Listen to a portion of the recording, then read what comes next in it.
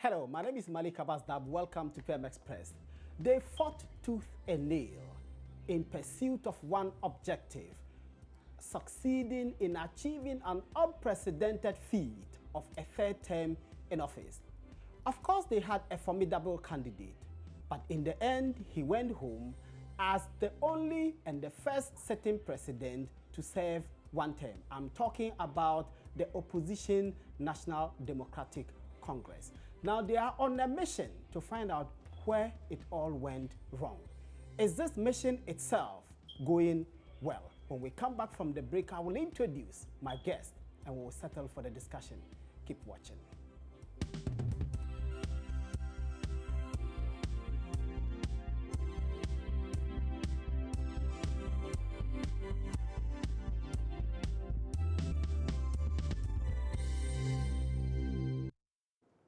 You're welcome back. You're watching PM Express, and we are talking about the National Democratic Congress and its search for answers. Is it going to find the answers? With me today is none other but the only member of Parliament for Tamale Central, Honorable Inusa Fuseni. Honorable. Thank you, Abdullah. And I guess it's in order to say Anula. Nah. Good. Yeah. Before we delve into the NDC, how have you been? Well, I've been well. I've been fine. The defeat came more as a surprise, especially the margin of defeat. I myself had my own challenges in my constituency when the Tamale Central, when the MPP candidate Barhama refused flatly to accept the reality and kept us at the coalition center for 3 days. Our results were not part of the competition for the declaration of the president. Thereafter, there were rumors flying about that I had lost the seat, and even one funny story about me going to Parliament to register as an MP and I was driven away, and all manner of things. And so, but we are settling. We are settling in well. We've lost an election. We are in Parliament. The minority in Parliament has, in my view, a duty, an onerous one, to represent the say of the NDC in Parliament and also give hope to the teeming supporters of the party outside Parliament. Also work hard to unite the party behind Parliament and show the way forward for our comeback in 2020. The MPP which saw you off is now in government. I guess the biggest talking point is a figure, 110. How does that come to you? Were you surprised? I was devastated. I mean, terribly disappointed in a candidate who had campaigned on a lean government and had said that they said they didn't promise a lean. They didn't promise, but they campaigned on a lean government. I mean, there are two things. I mean, promising a lean government and campaigning on a lean government are two things. When you say that clearly this country is too small for more than 80 ministers to manage the affairs of the country, that all the salaries and privileges of the ministers will be charged on the consolidated fund, which will be a drain on the resources of this country, and that it's only an insensitive government that does that. That is campaigning on the lean government, campaigning to say that your government, that government of about 80 ministers was over bloated. And to come into power and then create a humongous executive where about 110 ministers and deputy ministers are created, leave the staffers at the Flagstaff House, and then you take an axe and assault the ministries and in order to create positions for, in quotes, your friends, family and financiers, then I mean, people you are not convinced by any of the explanations. What explanation is there to give? The explanation which is there to give is that the Constitution appears to have a lacuna. I mean, there is a gap. The Constitution doesn't give the parameters, upon which a person who is elected chief executive of this country, as is done in the case of cabinet ministers and in the case of cabinet ministers and regional ministers. Even regional ministers talk about regional ministers. So when we have 11 regions, if they succeed in creating 13 regions, we'll have 13 regional ministers. Now, but cabinet, you see, the Constitution gave a directive, a guideline, in fact, an injunct that cabinet must be constituted by not less than 10 ministers and not more than 19. Okay, so that's the constitutional injunct. It gives clearly the direction in which cabinet must be.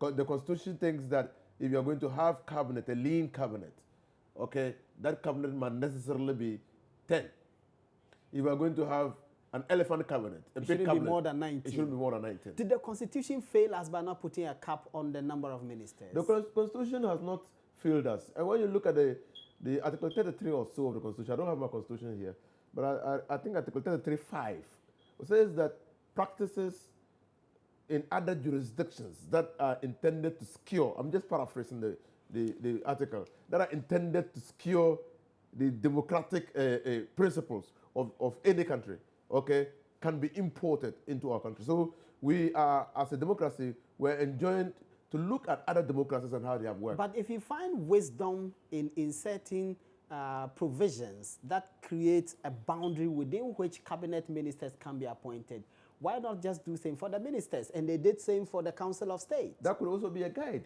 That could also be a guide. I mean, the fact that they provided a lower ceiling and an upper ceiling for cabinet ministers, the fact that they have indicated Council of State, it could be a guide. I mean, reading those provisions together could guide a prudent president in determining how his government must look like. You think these appointments are imprudent?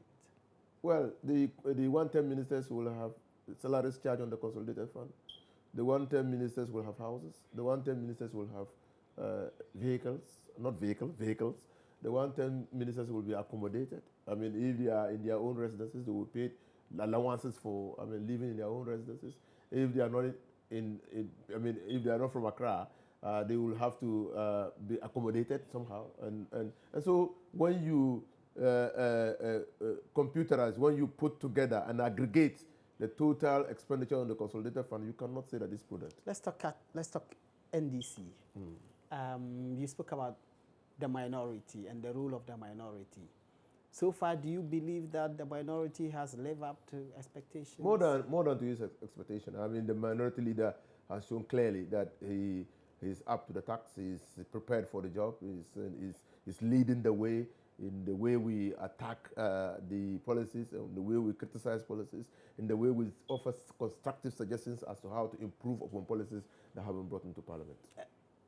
It's not just for criticism's sake, or you think all the criticisms have been justified? Well, all members of Parliament are in Parliament upon one mission, to ensure that this country and its people are better off.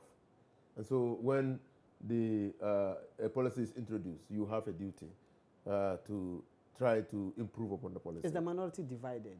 No, the minority is united more than before. I mean, you see, because... but there was contestation for the leadership of the minority. There was no contestation. Really? No. There was no proposal for Afeji to be the minority No, there were leader. consultations. Because we had members of the minority publicly express their views and their wishes to have Afeji as the leader. Yes. And so there were a group of people who thought Afeji should be the leader. There were other groups who thought other people must be leaders. And so the party embarked on serious consultations among members of Parliament and those outside Parliament.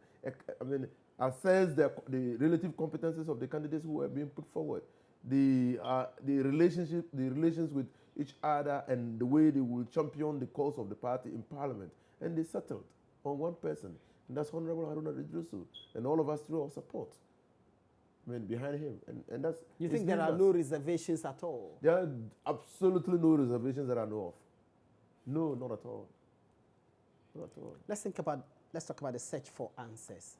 So far, how is it going? Well, so far, it has been very difficult. The 30-member committee led by good old Professor Botchwey Kwesi Botchwey is doing well. I mean, he's been touring the regions, all the regions. They divided them into zones to make the work easier and lighter. They have ensured that members of the party, especially at the branch level, are represented at these meetings, and then they hear their views as to why we lost the elections. So they're simply looking for reasons, and that's all? Well, when you embark when you wage a war and you fail, but you don't come out dead, you come out wounded. It is for you to go back and look at what caused you to get wounded. Why didn't you win the war? And so that's what we are doing. And any prudent, sustainable, and self-renewing organization would embark on that course to know exactly what went wrong, especially when we entered the elections fairly confident that we were winning the elections. Was that confidence itself properly placed? Well, that's why they are embarking on a mission, to determine whether the confidence was properly placed or not. But I can tell you as a matter of fact that many of those who were prosecuting the campaign, including those who were at home, many more people were confident that we were going to win the elections. And that confidence was founded? Yeah, it was founded on many things, but probably we closed our eyes to the incipient challenges that were militating against our chances of success in the elections. One, probably by the way we conducted the campaign, we believed in mass numbers. And so when we launched the campaign in Cape Coast, I mean, the stadium was virtually full. It was for just a one-day or half-day affair. But you buzzed the people. Well, they came from all. We didn't buzz the people. The people always say buzz the people. You were not having a regional launch of a campaign. You're having a national launch of the campaign. The party is a veritable vehicle that everybody must have a share in. You must associate with the party. People were provided means of transport, but many more people used their own money in vehicles to come there. And people were just happy that they were there. And so, you see, as a party, if you organize a launch, a national launch of an activity, and then you don't see representations from all across the regions, then it's a cause to investigate why that region or those regions are not represented, because everybody must be part of it. And so for us, and to be able to do that, you have to provide the means to get those people there. You don't pass them there. They are two different things, unless you don't do party organization. You have to provide the means. They have to come there and be part of it, and be part of the lunch, take and understand the speeches, renew the camaraderie that exists amongst party members, meet friends who are spread over the country who they have not seen for a long time, exchange views on what is happening in the various regions about the party, and resolve among themselves to go back home to work harder to win the elections. Were you blinded by arrogance of power? No. This is the first time that, as I have been in Parliament since 2006, I was a team president at the University of Ghana, so I worked tirelessly in to ensure the victory of Jerry John Rawlings. I also was before the elections, before we went into multi-party democracy, I was a member of the ward, we used to call them working committee or ward executives of the people's, the Provisional National Defense Organization, in my area. So I have known and seen how a party works. And our party is manifestly a social democratic party. And we must point out that the Honorable Yunus of Hussaini went to Parliament through a by-election after the extraordinary decision by Professor Wayosini to cross carpet in 2006 from the NDC to the MPP. Yes. So, and we are principally a social democratic party. Humility is a watchword.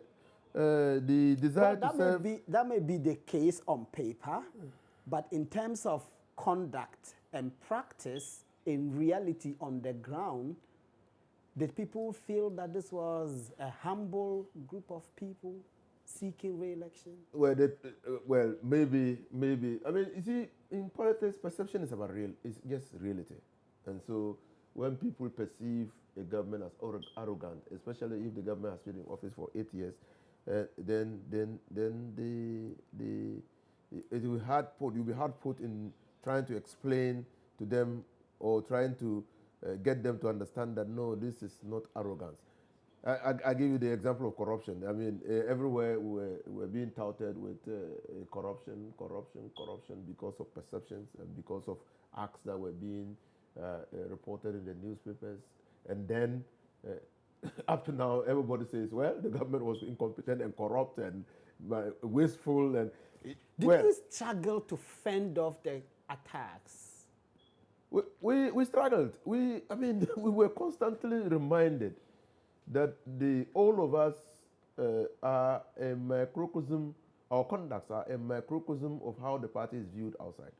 And that we must ensure that we always put the best foot forward. And that we must hold ourselves in such a way that we can still win the trust, confidence, and respect of the Ghanaian people.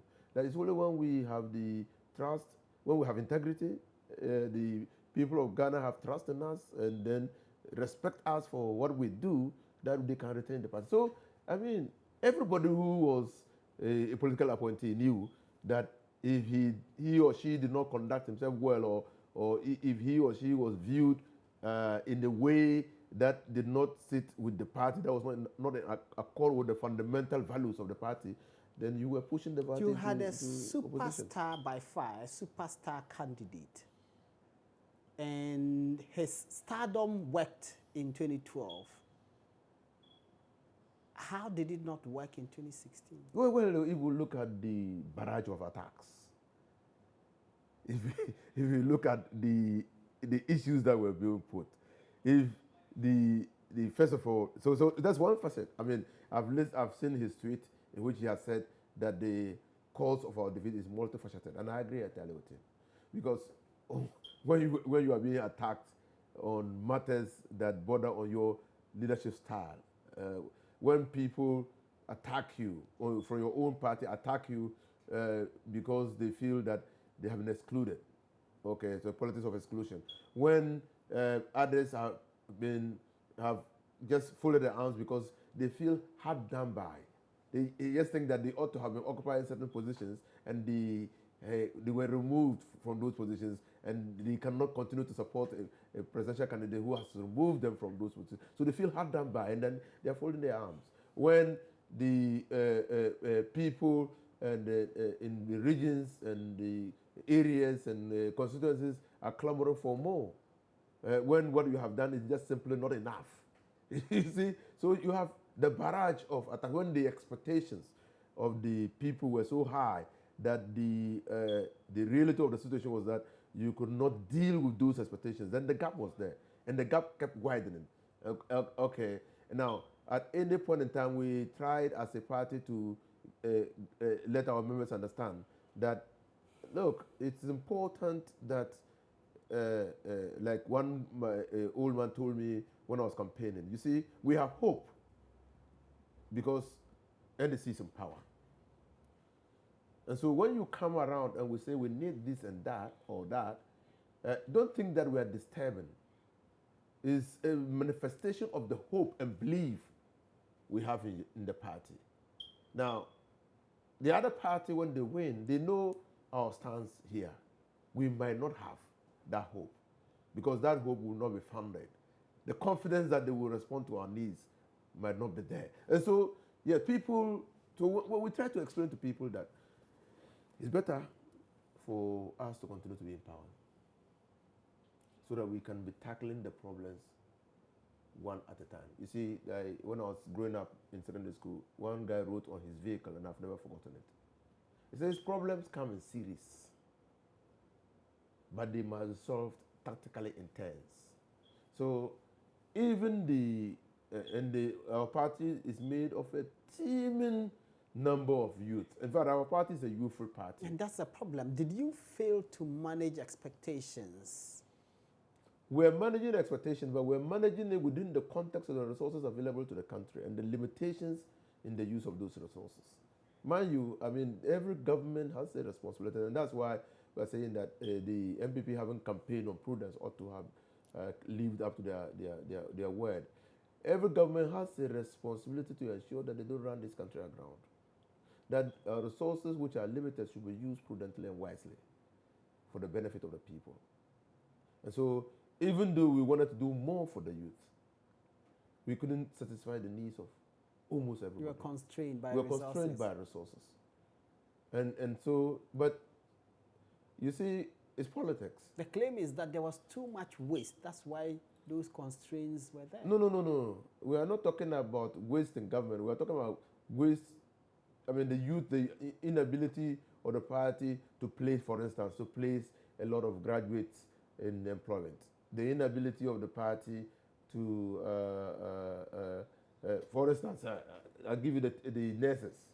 I remember in cabinet there was a heated debate, and other fora that cabinet ministers met to discuss this policy, and the president always stood his ground and said, "Look, gentlemen, there are many more students who have passed exams, who cannot go to the nursing training colleges and community schools, community health schools, because we give allowances. Now, we have to make a choice. This country still needs more nurses. We need more community nurses. There's registered nurses and community nurses. Now, the giving of allowances constrains our ability to put more into schools. Do we make a choice of training fewer nurses and give them allowances, or using the allowances to expand intake? So you took the higher ground. We took, yes, we thought that even when you train more nurses, they might get employment in the private sector. Okay, you build the capacity, you enrich them with knowledge, so that they can use their knowledge subsequently in whichever field they find themselves. Why did these people buy this message? They didn't. Why? That was unfortunate. They didn't. I mean, you see, even with the time we introduced the policy, there was already running a policy that allowed allowances, and so we had the second and third year students still receiving allowances. And the first years. And those first years they were. Well, when the first years were complaining, the second and third years joined them in demonstrations. So you see, so I think that was solidarity. The same thing about the teachers. The teachers, yes. The same thing. And now the consequences of the restoration is not dawning on this government. They have already issued quotas for the. So you see, as a Social Democratic Party, what do? Do you choose a policy that ensures that a larger number of people are educated, capacitated with knowledge to go into the world of work and look for work? Or you constrict the number and take care and look after the small number that is in school? But that's a debatable one, because social democracy also requires that people should have the ability to pay. And to the extent that many families and many homes, and you come from a part of the country where a lot of people simply don't have the means, and people actually take loans to pay fees for people to attend these nursing schools, the allowances they receive actually help them stay in school. So when you take that away, whilst you may expand access, you actually make it practically impossible for many to go. Yeah, I agree with you. I agree with you. And that is why in targeting, in policy, targeting is good. But probably what we should have done, but that again would because infringe, you need a blanket remover. That again will infringe Article 19 or so of the Constitution, which says that you can't treat people equally circumstanced differently. It is based on gender, based on religion, based on where they come from. So again, unless of course you had used, and clearly there are other opportunities that you can use to target. For instance, we had established SADA, and then you, like you have just said, that we come from an area of the country where poverty is endemic. There was this guy who, from WA, I think, who did very well in the SSS but could not go to the medical school because of fees. Yeah. And the president, His Excellency John Dramani Mahama, intervened to get him into. So that could be a clear example. And in that case, SADA could just say, look, for us to improve the human resource base of the people of the North, we are going to devote a certain amount of money to pay needy but brilliant students, the fees of needy Especially but going to nursing school. Nursing school. So, yes, but you can, as a national policy, you see, if you target it that way, you might infringe Article 19. But you still could have done that because I was said the comment, all of them. But let's go back to... Oh, I led it. And that's why there's a part-time committee. Yes. Yes. And then you are talking about when you go into war and you come out wounded, you have to go and find out how deep is the wound. The wound is deep. But in the words of this is Julius Caesar, you don't expect the wound to be as deep as a well or as wide as a river to take out my life. This wound is deep. For us, it's deep. It's deep insofar as we didn't retain the presidency. It's deep insofar as it's evoking emotions in our youth, in our supporters, even supporters across the country. It's deep insofar as some of our people, some of our youth are called supporters, refuse to go and vote. They just simply said, look, I won't go and vote. I mean, and you see, in politics, when you refuse to go and vote, you are indirectly voting for the other candidate. That's the outcome. The flip side is that if you are an NDC and you refuse to go and vote, your vote will not count for me. But the difference, it will reduce my vote in relation to my opponent. So you are virtually voting for my opponent. And so it's deep insofar as you ask yourself, in this Fourth Republic, when has a president beaten his challenger, his opponent, by more than 1 million votes? That's the extent to which it's deep. But I was consoled by the fact that in most areas that we performed abysmally, MPP appear to be holding their numbers. Okay. We also, like I said earlier, overlooked certain things. And I think that we ought to have started the campaign way earlier. In 2012, MPP had won 8 out of the 10 regions. Does this send a signal? They won, they lost. MPP 2008 or 2012? 2012. Nana Akufo-Addo won. No, 2008. Nana Akufo-Addo won 8 out of the 10 regions. No, John Dramani Mahama won 8 out of the 10 regions. That's in 2012. That's in 2000. 2008. John Mahama was not the candidate. 2012. Yeah. And then Nana Akufo-Addo won 2 regions. Eastern Ashanti. And the vote difference was small. Small. Yeah. That should give you an indication of the way the dynamics was moving. Because the difference was 350,000. And he won only 2 regions.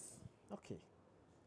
Which is one of the... Which is giving you an indication that if he's able to hold his 2 regions and make incursions into the rest of the regions, he's going to victory. Yeah. And the reason is simply that whilst he may have lost a region, yes, he may have polled significant votes. So he can actually get 49% in a region. What I'm just telling you is that you win 8 regions. The opposition candidate wins 2 regions. And the cumulative total of the win and the difference is so small. It's so small. The reason simply, and you know, is because in terms of the presidential election, the whole of Ghana is one constituency, even though we can look at it in regional terms. So we knew this. And then we came out with lofty ideas. But I think that the implementation was wrong. We came out with 1 million votes in the Ashanti region. Agenda 50-50 in Eastern region. Agenda 50 in Eastern region. Yeah. Yeah, so because you see, that was targeted. That was saying that, look, hey, if you don't reduce the number of votes your opposition candidate will get in these 2 regions, it will be difficult. And so that was it. So And you didn't achieve any of those two We targets? didn't. So why? That's why we lost. We didn't. And we lost significant numbers in other regions, in the Western region, in the Central region, in the Greater Accra region. Even in the Eastern region, it was so abysmal. I mean, we didn't even get 40% to 36%. And I remember you and I had disagreements over whether Bawumia's influence played a part in the Northern region where you come from. And you didn't believe it did. I didn't believe it did. Because I'm from the Northern region, I know His Excellency, the Vice President, very well. He was growing up, I was virtually living in their house, so I know him very well. And so, and I had gone, I think that there was some fatigue too about the party. I had gone around the Northern region, I had seen and believed in what people were saying, and I didn't think that he was going to make any impact. But were you surprised by the results? I was surprised. Because the number of seats you lost? I was surprised. You see, my surprise came when the number of seats that were losing in the various regions started hitting me. And that's why it paralyzed the seats that were falling in the regions, paralyzed the NDC into inaction. And there was no willingness to do anything other than. And we just simply believed that we had lost. And so when even we were being encouraged that we were still in the lead, many people did not believe it. Because you see, because you can't lose. You see, politics in Ghana, even though we are practicing a presidential system, or let's say a fusion, presidential parliamentary system, because the majority of ministers of state must come from parliament. That's the Westminster type.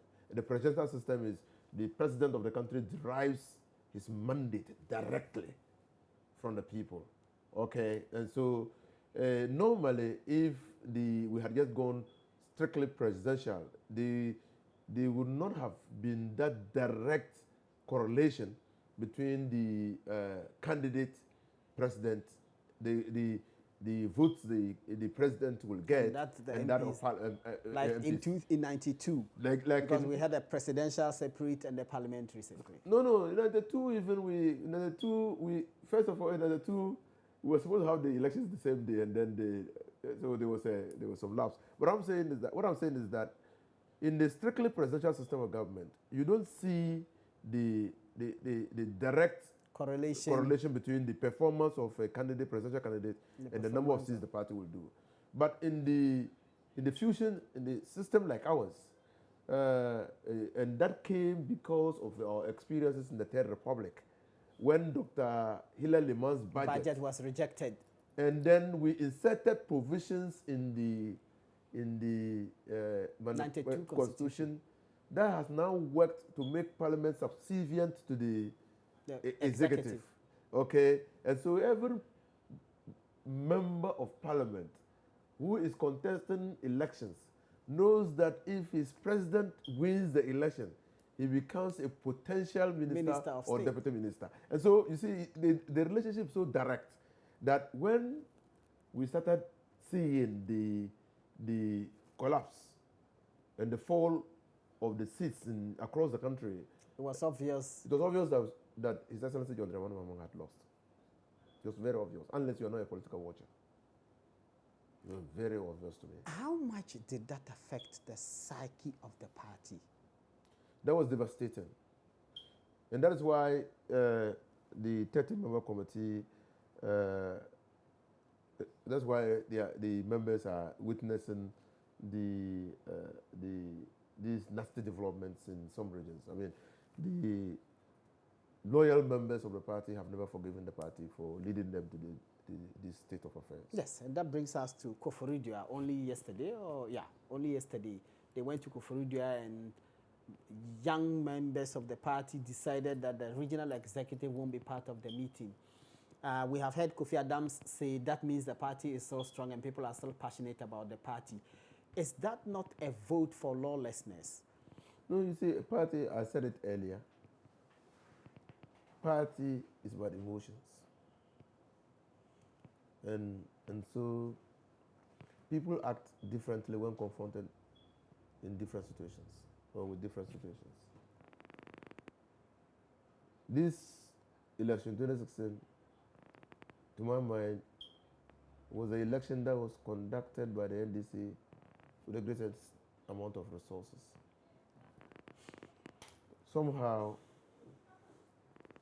this election 2016 was the election that I saw, apart from 1998, when His Excellency J.G. Rawlings campaigned as if his whole entire life depended on the win of the election. 2016 was what I mean. There was again what I saw of His Excellency John Dramani Mahama campaigning as giving everybody to believe that he meant the presidential. Is that not where the problem lies?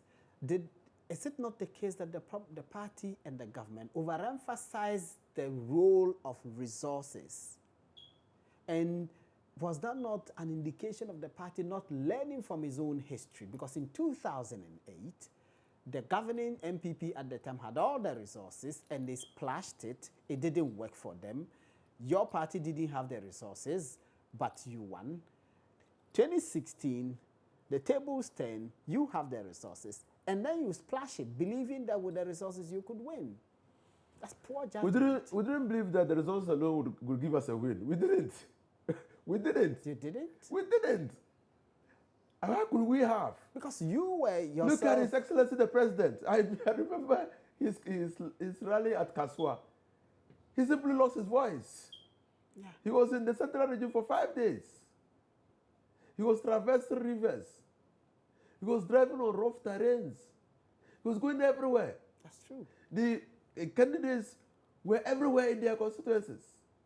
But somehow, this did not just gel. I mean, that shows you that we were not overly relying on resources. In fact, I remember a journalist once commented that it is surprising to him that the party that is in power, that wants to retain power, is campaigning more than the opposition. Yes, we all heard that. Yes. We all heard that. So no. I just think that is why the fact-finding mission is out there. Something simply went wrong. Now, people have assumed a holier-than-thou attitude and want to take the moral high ground. But I just think that this is not a time to take the moral high ground. This is the time to sit down and do a sober reflection, because our party is a veritable colossus, instrument, a party. Our party will endure and survive. The willingness of the people to continue to support the party is there, and that is why you are seeing all these developments in the regions wherever the fact-finding mission goes. We represent as a party the collective manifestation of the views of the downtrodden or the people who. Those are lofty ideals. Are they not just on paper? They're not on paper. They're not on paper. I mean, really? They're not on paper. I mean, if you look at our policies, you will see clearly that we stand for the voiceless. We stand for the people who do not have I mean, the president said it. I mean, transforming lives. Changing lives, transforming Ghana. Changing lives, transforming Ghana. I mean, that represented the ideological manifestation of the NDC.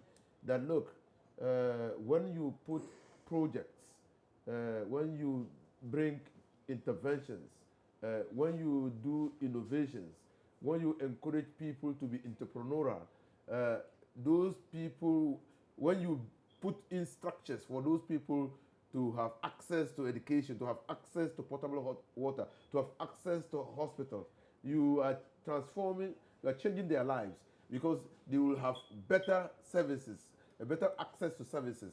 And so where those people would have been constrained by reason of lack of resources or by reason of poverty, you have created the means for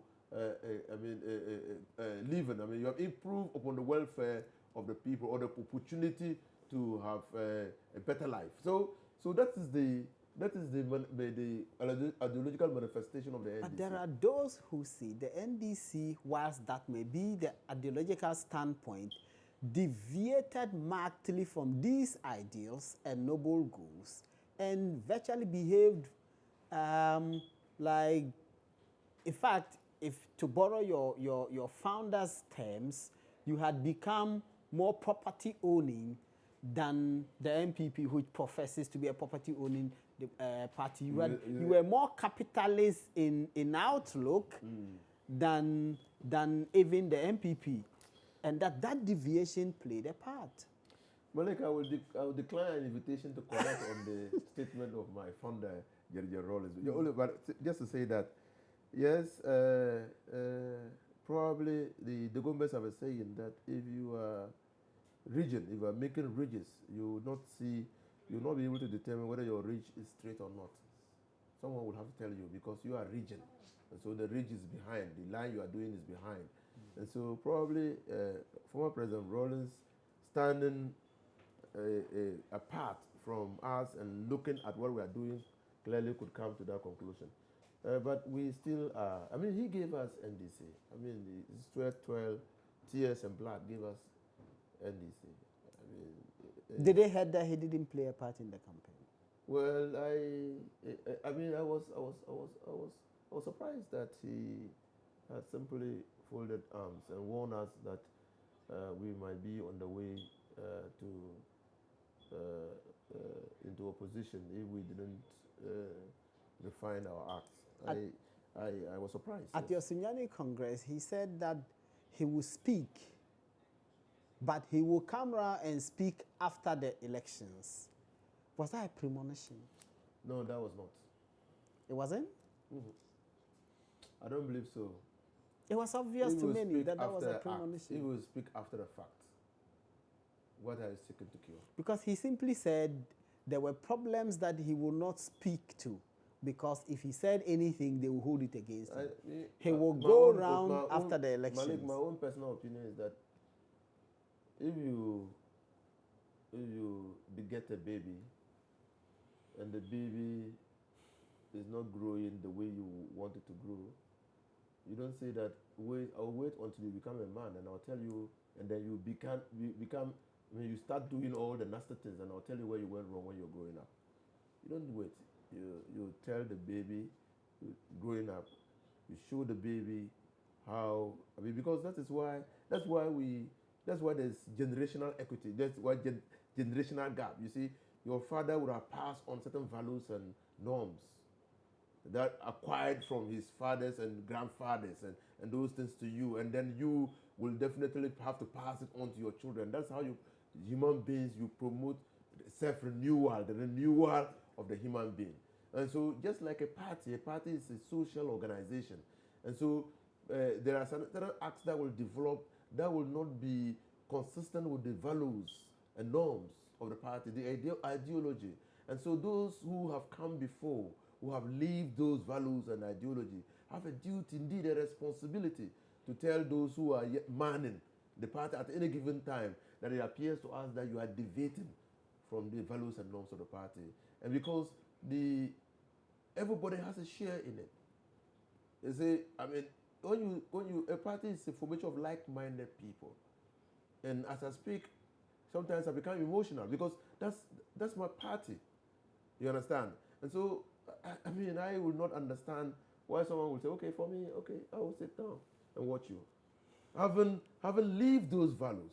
If I finally retire from politics and there's somebody who takes over my position, my place as MP for Tamale Central, and that person is making mistakes, in my view, or is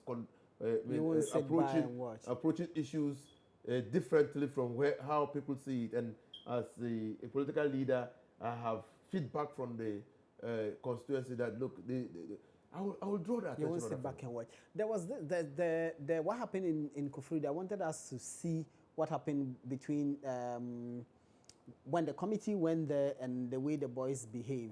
When we get that, I'll pick that. But have they come to the northern region? Well, they came to the northern region. Okay, the so northern you region met was them.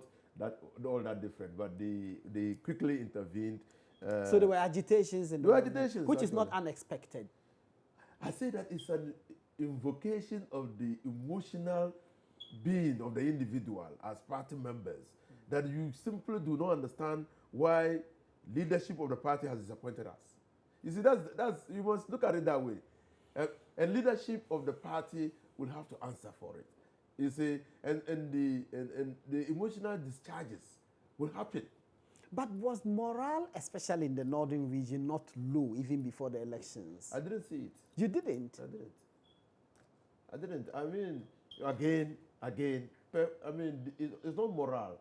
There were little bickering, confusion, lackadaisical attitude. Okay, so this is what happening. This is what happened in Koforidua when you're watching on TV. This is what transpired there.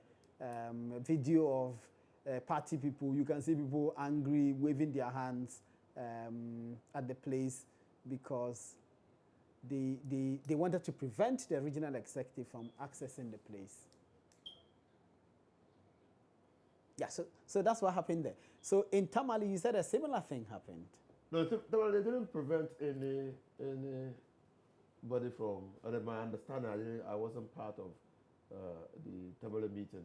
My understanding is that they didn't prevent anybody from having access to the venue of the meeting, except that they had put together about 6 constituencies, I think 5 or 6 constituencies to meet at a particular venue, and the sheer numbers created a problem. Large numbers of people wanted to get in. Okay, and then many more people wanted to talk, and then some had believed that some people who were in the room and who were sitting with the committee at the high table were largely responsible for the defeat, and they wanted to aid. So finger pointing and blame game, and the group. The committee members acted very fast. They stopped the meeting, suspended sitting, and then deferred the holding of the fact-finding meeting to the following day. And while everybody was going home, they immediately conceived of a plan to reduce tension. They limited the number of constituencies to appear at the center to 3. Okay, and then made sure that Tamale Central and Tamale South were not part because we so are. that's your constituency and Harold Edwis' constituency. We are the metropolis, and then and so the Tamale South met the following day, and the day after those 2 constituencies used to be one constituency. No. Those in the past it was Chogo and Gupego Sabonjira. Okay, Gupego Sabonjira. Yes. So Gupego Sabonjira, part of the Gupego Sabonjira that is metropolitan. Was hived off, and then part of the Chogo that is metropolitan was also hived off, and the 2 metropolitan areas or urban areas were put together to become Tamale Central. Okay. So, what will we do with the results? And I'm surprised that all the MPs did you need this committee to find out? Don't you know the answers? We don't know the answers. Really? We have always done that. In 2000, when we lost, I was part of the reorganization. We had formed the youth forum, and we went around everywhere. Get the people to talk. I mean, it serves 2 purposes. One is to allow people to vent, and you see, venting their anger is a way of restoring sanity within the party. You must give people an opportunity to vent their anger on the system, and 2. To show them that the party still cares. I mean, the party will survive. But to give them hope. But are these really necessary? Because once you are in office, you know that there's a natural consequence, which is that you will lose power. We are not prepared to accept that. we don't accept that. But that is the practical reality. I agree with you. And then you are bringing me to the religious realm. And I have always said that everything, practicing Muslim who believes in predestination. I believe that nothing happens by accident. And then there's a Quranic ayah that is my favorite, which says that it says, so I have no doubt that what you are saying is right. But as human beings, we are just not prepared to accept it. But is that not the problem? That you don't give your party supporters unfounded hope, And when the party loses elections, then they target some. No, there's no unfunded. You must give. You have a responsibility as a leader. You have a you don't go to war with an indisciplined army. You don't go to war with a hopeless army. You don't go to war with an army which is not optimistic of winning. You would have lost the war before winning the war. You can't always do that. You don't do that. But it's also practical reality that you can't always win. Well, and you won't always win. No, so when you know that you won't, it's not always that you will win. But you don't go to war knowing that you will win. But of course, there are two options. You know that you will win or you will lose. And when you lose, then you set up a committee to find out why you have lost. So when you charge your people, you give them hope for going into battle prepared to win elections. You give them optimism. I mean, you make them optimistic of winning the election. And then you resource them or to the extent of your ability. And then you put in committees to help them strategize and prosecute the campaign. And they do it to the best of their ability and expend energies on the campaign. And then you lose elections. You don't say that, well, we knew that we were going to lose. I mean, there's always a 50% chance that we'll go in either successful or failure. You don't say that. I mean, you're not a party. NDC is not a small party. NDC is as we speak, is the largest opposition party in Ghana. Yeah. Okay, so NDC since its formation has not gone beyond 100. I mean, below 100 seats in parliament, and so NDC is a veritable colossus in this country, and so people have faith and believe in the party, and that's why when we are prosecuting campaign, we know that we are going to win, and so when we don't win, it becomes disastrous. So we have to set up a committee to find out why we have not won. And after this committee, we'll set up a reorganization committee to reorganize the party, to get all the branches elected, branch executive elected and be into office, to charge the people. Because you don't allow the property owning democracy, neoliberal, to mess up with your life, and they've started. You can't allow it. Should the NDC reform? We're going to reform. I mean, why shouldn't we reform? I mean, repeating mistakes is not experience. What are the areas of reform that you envisage?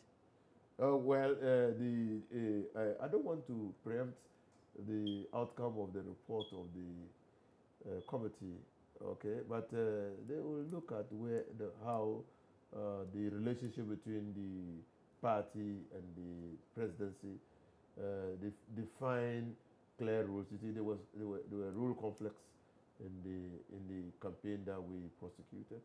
So I think that we will try to define the rules in such a way that we minimize conflicts, because conflicts lead to inactivity and paralyzes the vehicle. And talking about conflicts, would you say the NDC did a great job at masking its problems, and yet the problems were gnawing at the core of the party?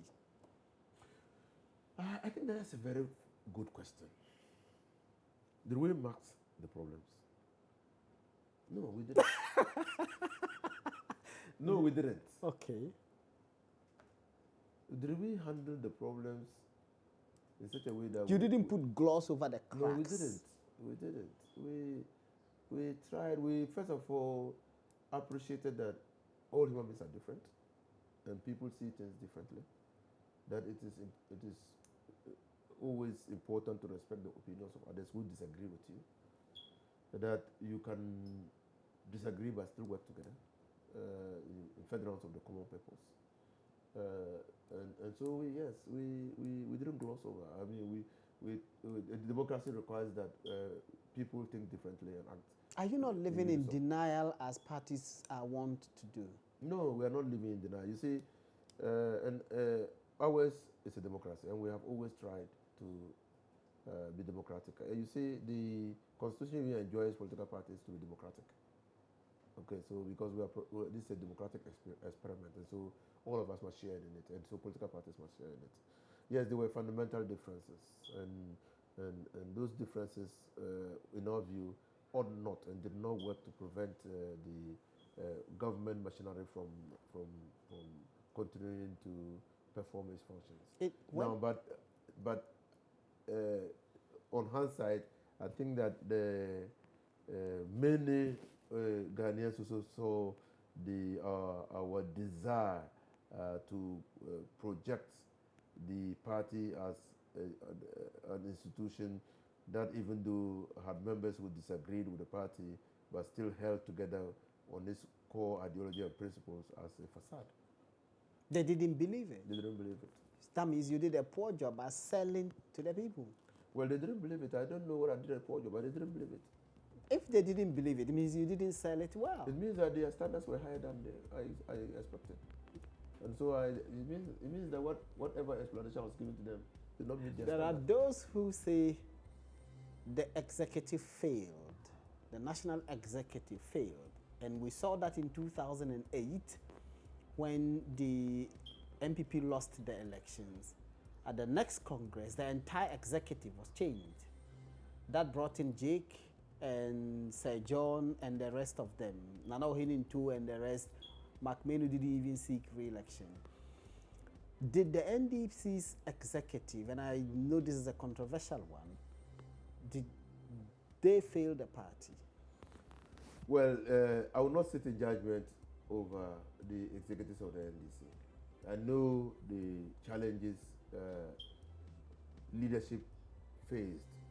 When I say leadership, I mean the executives of the party. But they have all the resources they needed. From the branch level to the national level faced. I know those challenges had to do with the legitimate and reasonable expectations of the people and how to manage those expectations. My last question. Should Mahama run? His Excellency John Dramani Mahama, as I speak today, is the most marketed candidate of our party. So he should run. If we are going to prosecute an election today, we are going to prosecute it on the achievements of His Excellency John Dramani Mahama. If he's willing and able and signifies his intention to run in accordance with democratic principles, he must be given a chance. Honorable Inus Ofuseni, thank you. It's been an honor. My guest has been Honorable Inus Ofuseni, one of the humblest, if not the humblest minister, and MP, and politician you can have. My name is Malik Abbas Stabo. God willing, we will bring you another exciting edition on PM Express. Until then, bye-bye. Good.